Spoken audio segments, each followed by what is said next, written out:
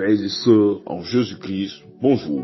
Bienvenue une fois de plus en notre émission Une minute avec Dieu. Aujourd'hui, nous sommes mardi, 13e jour du mois de décembre de l'an 2022. Comme d'habitude, nous rendons grâce à Dieu de la grâce qu'il nous donne de partager encore ensemble ce matin. Comme vous le savez, notre émission est divisée en deux parties, à savoir la première partie, celle de la prière quotidienne qui nous permet de confier notre journée, notre vie à Dieu, et la deuxième partie, celle de l'enseignement. Je voudrais encore préciser quelque chose.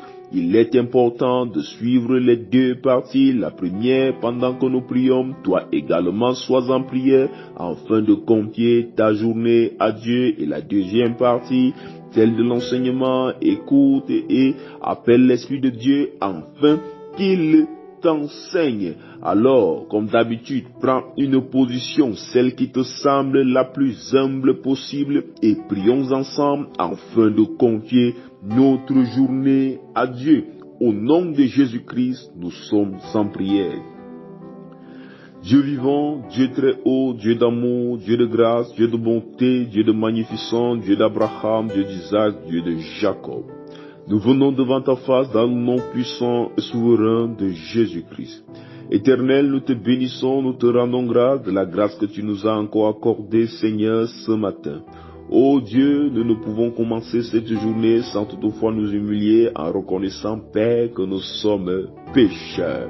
Et nous te supplions, Seigneur, que Père éternel, au nom de Jésus-Christ, nous soyons lavés et purifiés.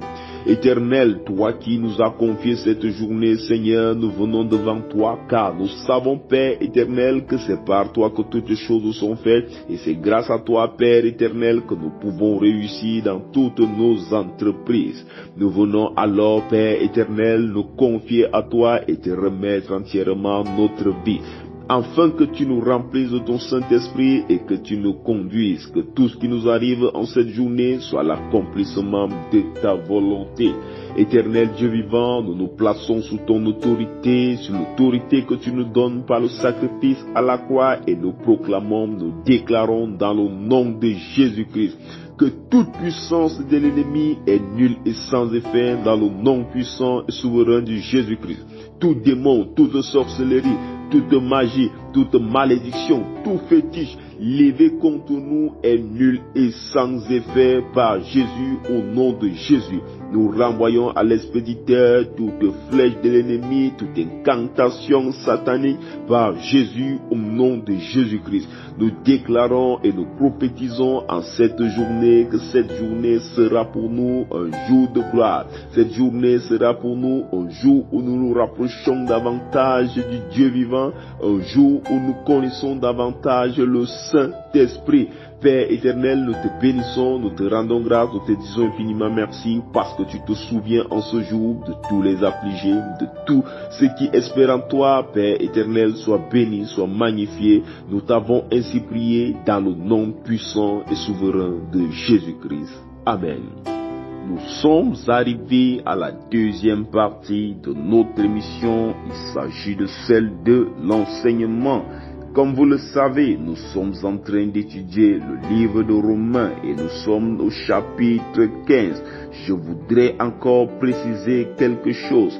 Lorsque nous partageons ensemble sur un livre, il nous est pas possible de lire les chapitres en entier. Mais à chaque chapitre, nous lisons les versets selon que nous guide l'Esprit de Dieu.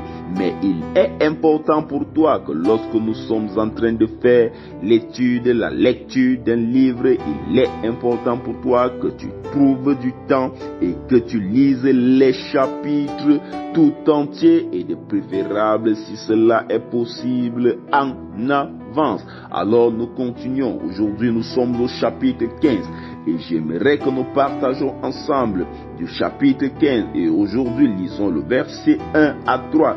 Il nous est écrit: nous qui sommes forts, nous devons supporter les faiblesses de ceux qui ne le sont pas et ne pas nous complaire en nous-mêmes. Que chacun de nous complaise au prochain pour ce qui est bien en vue de l'édification. Car Christ ne s'est point complu en lui-même, mais selon qu'il est écrit, les outrages de ceux qui t'insultent sont tombés sur moi. Ainsi, voici une attitude que la Bible aimerait que nous ayons. Au verset 1 du chapitre 15, la Bible nous fait comprendre clairement une attitude que nous devons avoir lorsque nous sommes remplis du Saint-Esprit. Une attitude que nous devons chercher, une attitude qui nous aidera à rester fidèles dans les voies de Christ et même dans la société. La Bible nous fait comprendre que nous qui sommes forts, nous devons supporter les faiblesses de ceux qui ne le sont pas. Ainsi, toi qui as cru en Christ, toi qui as reçu le Seigneur Jésus-Christ, toi qui as déjà connu le salut, c'est toi qui es le fort. C'est toi qui es le fort parce que tu as reçu un esprit en toi, c'est l'Esprit de Dieu. Et même lorsque tu es dans la société, lorsque tu vis, que ce soit avec tes frères, tes amis, tes connaissances, ton conjoint, il est important que tu le saches. Lorsque tu es fort dans une activité, lorsque tu es fort dans un caractère précis, lorsque tu es fort dans une habitude précise, c'est toi qui dois supporter l'autre qui est faible et non le contraire, parce que parfois en société, parfois dans nos relations, nous voulons que c'est le faible qui nous soutienne ou encore que c'est le faible qui fasse, qui saute et soit également fort comme nous. Or, nous devons savoir une chose, la force ne vient pas de nous, mais la force vient de l'Esprit de Dieu. Alors, lorsque tu es devant quelqu'un qui est faible dans ta relation, face à un péché, face à un comportement, face à une situation, il est question pour toi de l'apporter du soutien. Il est question pour toi de prier pour lui, afin qu'il reçoive également le Saint-Esprit qui rend fort et non agir de manière comme nous l'avons l'habitude de le faire dans nos vies quotidiennes.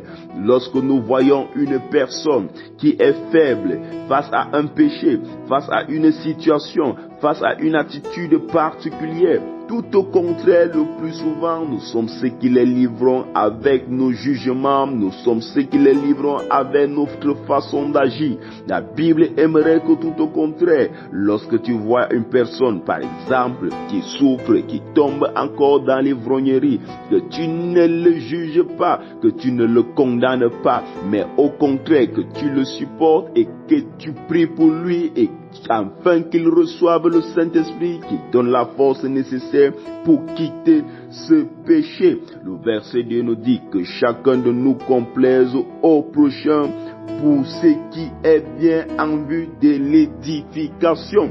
Ainsi, la Bible voudrait que le plus souvent, et la Bible précise bien, pour ce qui est bien, le plus souvent, pour ce qui est bien, je veux encore le dire, pour ce qui est bien, il faut parfois vivre pour complaire à l'autre, c'est-à-dire il y a des choses que tu peux avoir envie de faire, il y a des choses que tu es en mesure de faire, mais parce que tu sais que si tu fais cette chose, le climat de paix qui règne dans ta maison, le climat de paix qui règne dans ta société, le climat de paix qui règne dans ton entourage peut être affecté, alors par complaisance pour les autres, tu vas faire fi de cela, tu vas t'abstenir de cela. Il y a des choses parfois que nous devons faire, pas toujours pour nous satisfaire, mais pour satisfaire les autres. Mais la Bible précise encore, pour ce qui est bien, nous ne devons pas chercher à satisfaire les autres pour ce qui est mal.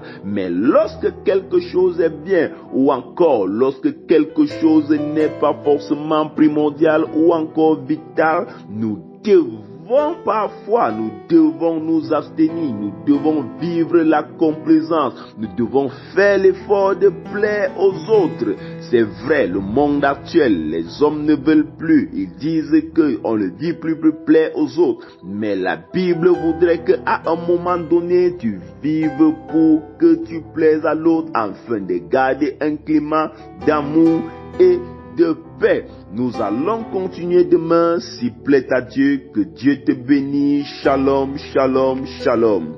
Pour toi également qui veux donner ta vie à Christ, tu peux nous contacter via le 6 96 44 12 73. Si tu es hors du Cameroun, tu mets l'indicatif plus 237 696 44 12 73. Shalom.